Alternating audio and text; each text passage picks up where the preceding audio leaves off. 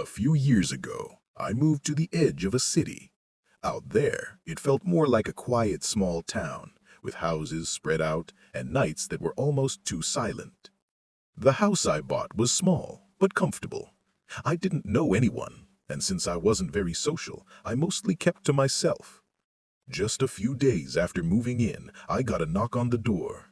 I opened it to find a tall older man with black hair and a patchy beard.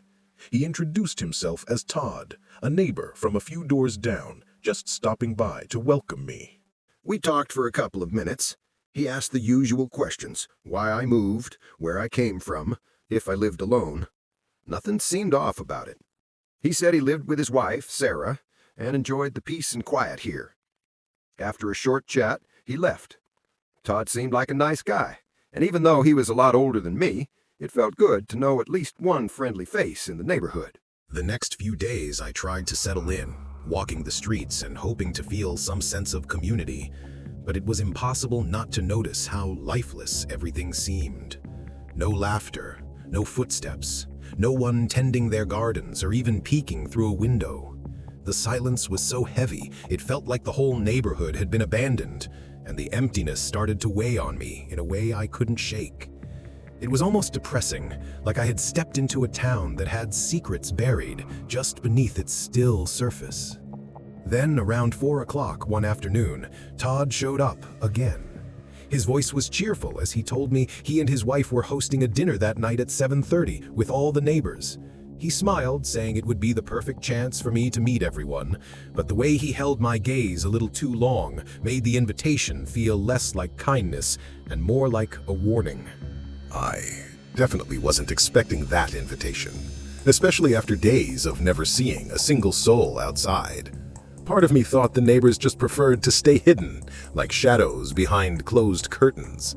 But Todd's offer felt like my only real chance to connect. So I said yes. He smiled and left, and I tried to shake off the unease. By 7:30, I was dressed and walking toward his house. The streets were dark, the silence pressing in on me, and every step echoed in the emptiness. It should have felt peaceful, but instead it felt wrong. Like I was the only living thing left in the neighborhood. As I walked up to Todd's place, everything felt wrong. The house looked still, no lights in the windows, no cars outside, no sign of life at all. The front door was cracked open, and even though that alone sent a chill through me, I knocked anyway. From inside, Todd's voice rang out, cheerful but strange, telling me to come in and make myself at home.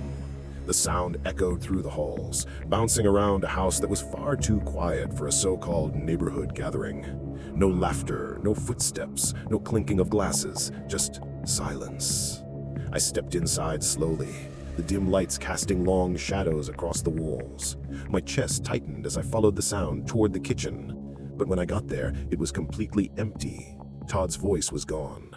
He wasn't there at all. I called out Todd's name again, louder this time, then called for his wife, but the only answer was my own voice echoing back at me.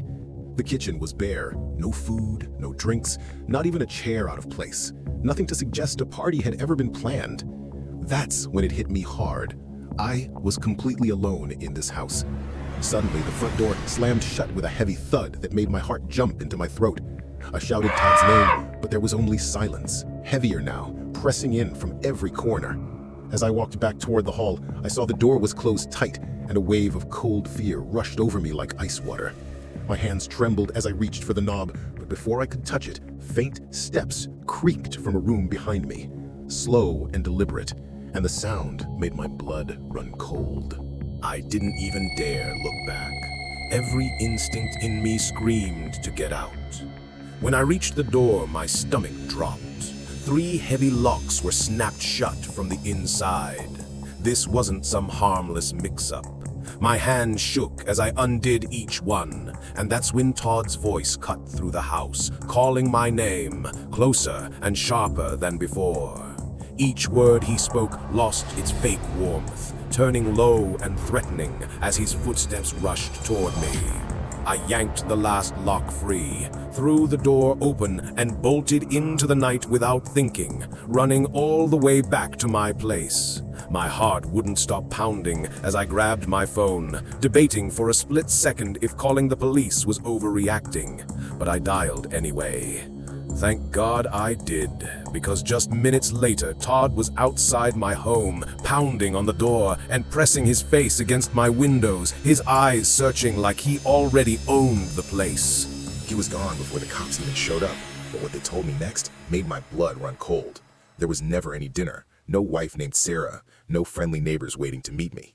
Todd had been living alone in that house for over 10 years, and everything he said was nothing but a trap to get me inside. Every smile, every warm word, it was all a lie, and realizing that shook me harder than anything else. I got out as fast as I could, but that shadow he left on me never really went away. Even now, I still search his name online, praying one day I'll see he's been caught before someone else ends up in that same nightmare.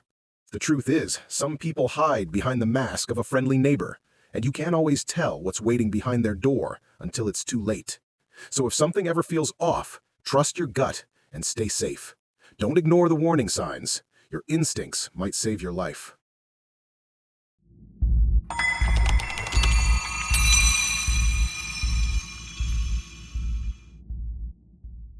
I used to live in a pretty normal, quiet neighborhood right in the middle of a small town. Most of the families there had been around for years, even decades, and I was one of them. I grew up in that same house and stayed when my parents moved away, thinking it would always be a safe and familiar place. By my third year living there on my own, nothing strange had ever happened, until one fall when a new neighbor moved into the house across the street. I'm not the type to rush over and introduce myself, but I noticed him unloading boxes from a U-Haul, looking like any other regular guy. A week passed without anything unusual, but then one night I came home from work and saw him standing outside my house. He wasn't walking by or heading anywhere. He was just standing there on the sidewalk, staring at it. I pulled into the garage and stepped out, planning to say hi and maybe find out what he wanted. But in the 20 seconds it took me to get out of the car, he was gone. No footsteps, no sound, just gone, like he had melted into the night. It struck me as weird, but I brushed it off, telling myself I'd be home tomorrow anyway if he needed something. I went about my evening, and strangely enough, his face slipped from my mind as if it had never happened. But the next morning, while grabbing the mail, I glanced across the street without thinking. His house looked completely still. No lights, no movement, no hint that anyone lived there at all. And for the first time, a small shiver of unease ran through me. Though right before I looked away, I caught a quick movement in his upstairs window. It was so fast I almost thought I imagined it, but the blinds swayed like someone had just been standing there, maybe even watching me. A chill ran down my arms, but I tried to brush it off, grabbed my mail, and went inside. Maybe it was nothing. Maybe he was just curious about the new neighbor. I kept telling myself that, but the feeling wouldn't leave. All day I tried to stay busy with chores, Netflix, random YouTube videos, anything to keep my mind off it, but every so often I'd sneak a glance out the window. That gut feeling of being watched stayed with me, but every time I checked, the street looked empty, like nothing had happened at all. Once the sun went down, I figured the weird feeling would fade, but before settling in, I glanced out the window one last time, and there he was again. This time he was at the end of my driveway, standing so still it made my stomach drop. Something about his posture told me he'd just been closer, like seconds earlier he'd been right up near my door. My heart thudded, but I tried to stay calm. I opened the front door and stepped outside, walking toward him with what I hoped looked like a friendly smile. I wasn't mad, just wanted to clear the air and ask what was going on. But the second he noticed me coming, he turned and started walking down the sidewalk, moving slow and casual like he was simply out for a nighttime stroll, as if nothing about this was strange at all. I called out to him a few times, my voice carrying across the quiet street, but he didn't respond or even look back. By the time I made it halfway down the driveway and saw he wasn't going to turn around, I just gave up and went back inside. Now my nerves were buzzing. Something about all of this felt wrong, like I was missing a piece of a puzzle. This new neighbor kept watching my house, and I'd caught him staring at me from his window more than once. It was creepy, and there was no clear reason for it. I stayed up for a couple more hours, peeking out now and then, but seeing nothing. Yet that heavy gut feeling never left. Even when I finally crawled into bed and drifted off, it felt like invisible eyes were still on me in the dark. Although I woke up in the middle of the night, drenched in a cold sweat, my heart racing like an alarm I couldn't shut off, the house was completely silent. My eyes were wide open, every nerve screaming that something wasn't right. I switched on the lamp and scanned the room, but everything looked perfectly normal. Same walls, same furniture, no sound at all. Still, that sinking feeling of being watched wrapped around me, heavy and sharp, telling me not to shrug it off. I slid out of bed, my bare feet against the cool floor, and walked to the door. As I reached for the lock, a strange dread crept up my spine, whispering that opening it might be a mistake, that maybe something was waiting for me on the other side. So I kept the door locked and pressed my ear against it, holding my breath so I wouldn't miss a sound. At first, there were only faint creaks, like the old wood settling, but they didn't feel random. They had a slow rhythm, like footsteps trying to stay quiet. My heart was hammering as I dropped to my knees and peeked under the door. The hallway was dark, no light spilling in from anywhere, and at first I saw nothing. I stayed there for a few seconds, my pulse thudding in my ears, and then something moved past the crack so fast it was just a blur. I jerked back, covering my mouth to keep from gasping. The creaking stopped dead. He knew I was there. For a heartbeat, everything was still, and then heavy footsteps started moving toward my room, each one louder than the last, until they stopped right on the other side of the door. I pressed myself against the front of my bed, frozen, staring at the gap under the door. The shadow of his boots shifted slowly, pacing, and then, all at once, the gap went dark. Something was blocking it completely. I leaned just close enough to see, and my blood ran cold. Through that tiny crack, an eye stared back at me. He was looking under the door. I scrambled up, nearly tripping over myself, grabbed my phone with hands shaking so badly I almost dropped it. I dialed 911 while the sound of him moving around filled the hallway, thumps against the floorboards like he was circling, waiting. By the time the dispatcher said help was on the way and I hung up, the noise had vanished. The whole house was silent again, but I didn't dare check. I stayed locked in that room, clutching my phone, knowing he could still be somewhere inside. When the cops arrived, the house was completely empty, but my nerves were still on fire. I quickly told them everything about the neighbor across the street. They went over to his place and knocked, and even though it was 2 in the morning, he answered right away, looking like he hadn't slept at all. At first, he tried to act normal, but then he slipped up, saying something about my house that he shouldn't have known. That was enough. They took him in and got the full story out of him. He was the one who broke into my home that night, and he'd been watching me for far longer than I ever guessed. It was chilling to hear how he had searched my name online for weeks before moving in, planning this without me even knowing. I still don't understand why he picked me, because we had never even spoken before, but seeing those searches made it real in a way that left me shaken. There's a chance he moved across the street just to get close to me, and knowing that still makes my stomach turn. The cops told me later he'd had other weird stalking cases before, so they didn't let him off easy. On paper, I shouldn't have to worry about him for a long time, but the truth is, I haven't gone a single day without thinking about it. It eats at me, not having all the answers, not knowing exactly what he wanted that night. Deep down, I'm sure it was more than just watching. My gut told me not to open that door, and I'm grateful I listened, because that instinct might have been the only thing that saved me.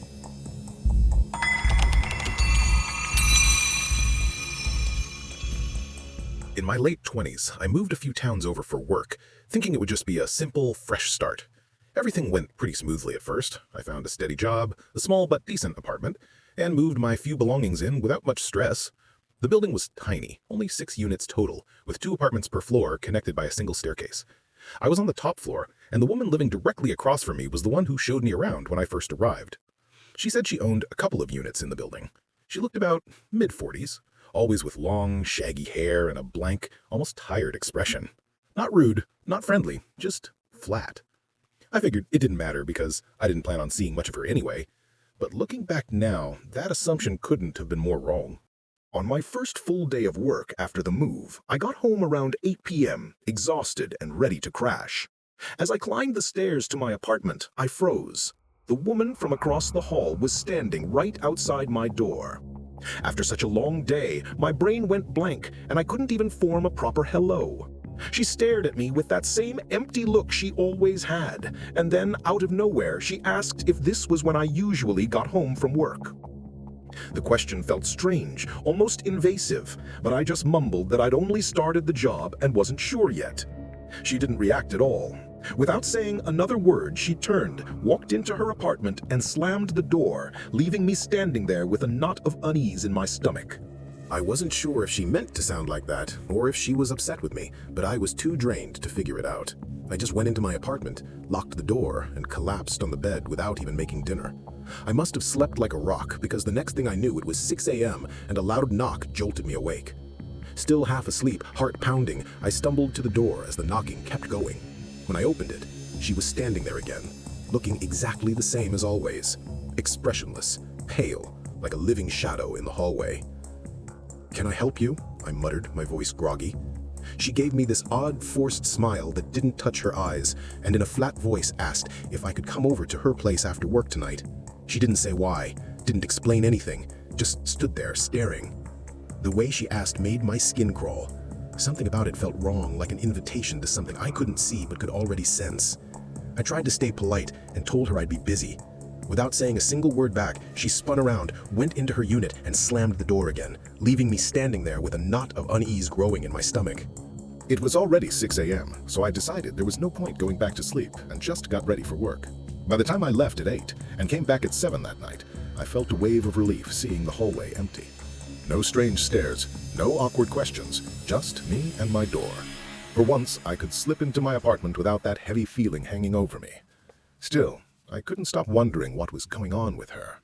She didn't seem dangerous, just off in a way that crawled under my skin. I made dinner, tried to relax, and went to bed at 10, hoping for an undisturbed night. But at 6:45, before my alarm even went off, the pounding started again.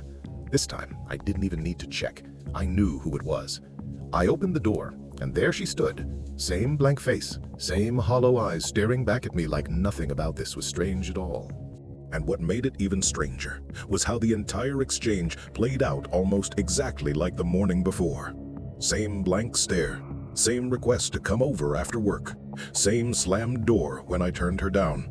It felt like she was stuck on repeat, and that robotic lack of emotion made my skin crawl, because I couldn't figure out what she really wanted. I tried to shake it off, grabbed a quick breakfast and went to work. The hours dragged on, and I didn't leave the office until nearly 8:30. By the time I pulled back into the apartment lot, it was around 9:15. The place was dark and silent, every window black, the whole building carrying that eerie emptiness that made me feel like I was walking into something I shouldn't. Nobody was outside, and every light in the building was dark.